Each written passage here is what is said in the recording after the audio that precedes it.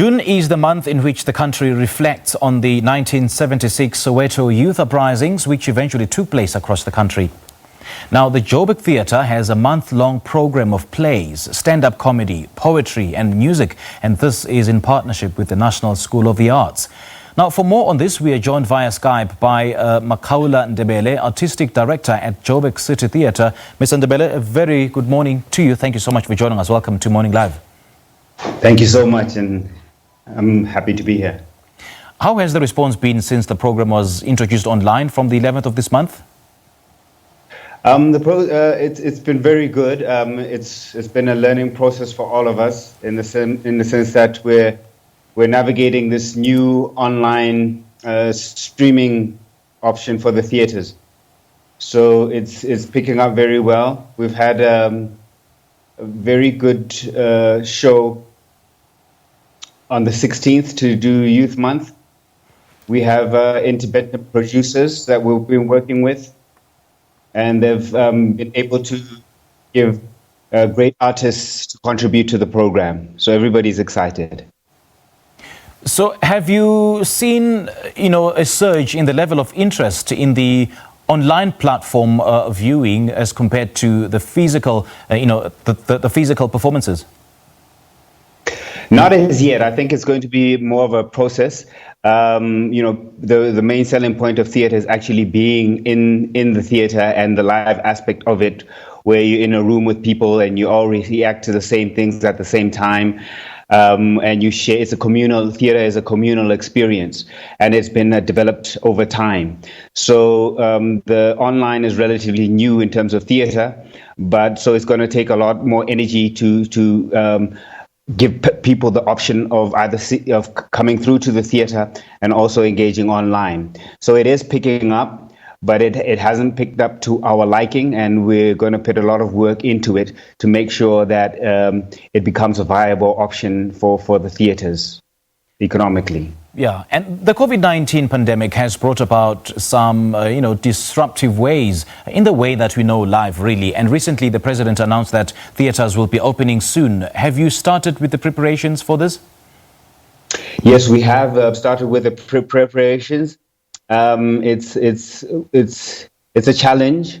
We have to sanitize. The costs going into that are very big, and also looking at the size of the theatres. Because it's so restricted, the amount of people that will be allowed in the theatres, it's going to be a very tough exercise in terms of making sure that it makes sense to make the theatres sustainable. Because at the end of the day, our business is bums on seats, and we have to to balance it out and try to find an economically viable model for this new situation. But in terms of the safety, the theatres are very proactive in that sense. We have sanitizers around. We've sanitized the theatres, and we're working on how we will navigate when audiences start to come in. Yeah. So it's looking very good.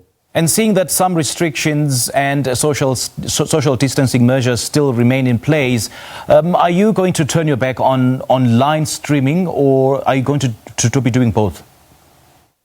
I think it has to be a balance of both, kind of like how sports do it. The first price is to go to the stadium, but you still have the option of watching it at home. So I think the best option for us is to try to find the balance between the two. How that will happen as yet, we're still trying to figure that out, but definitely it's not either or. And what kind of changes do you think are likely to be a part of our lives, especially in the arts environment, that have been brought about by this pandemic? Well, I think the online offers very valuable option in the sense that it's borderless. And in terms of viewership, it's almost unlimited. If it catches traction, a lot more people are able to watch your product. And whereas in before, your shows needed to travel physically, I think we're going to be able to travel more without actually leaving our spaces.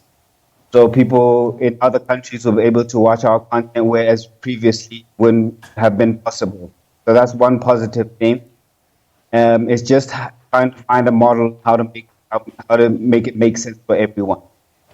Okay, I mentioned that it will be a series of plays involving stand-up comedy, poetry and music, and this in partnership with the National School of Arts. So who are the artists? Let's talk about the lineup. The lineup is consisting of mostly young people. We partner with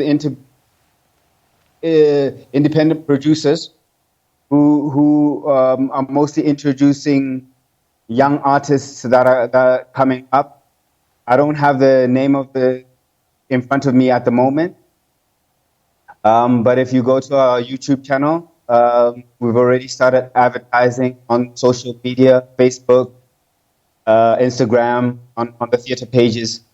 The lineup will be there, but it's young artists. As it is Youth Month, we start to focus on the youth, and the National School of the Arts has given us some of their archival material, some of the most successful plays that happened in the past. At Soweto, we have our Poetic Thursdays, where we have open mic every Thursday. People can look forward to that this coming Thursday. Okay. And we have the Soweto Theatre Junior Orchestra, been making music from their homes and then being able to put it together and present it in a package that can be viewed online. All right, Mr. Ndebele, thank you so much for your time. We appreciate it. Thank you very much. And that was Makhaola Ndebele, Artistic Director at the Joburg City Theatre, talking to us about their exciting youth program that is currently underway and is accessible on the online platform.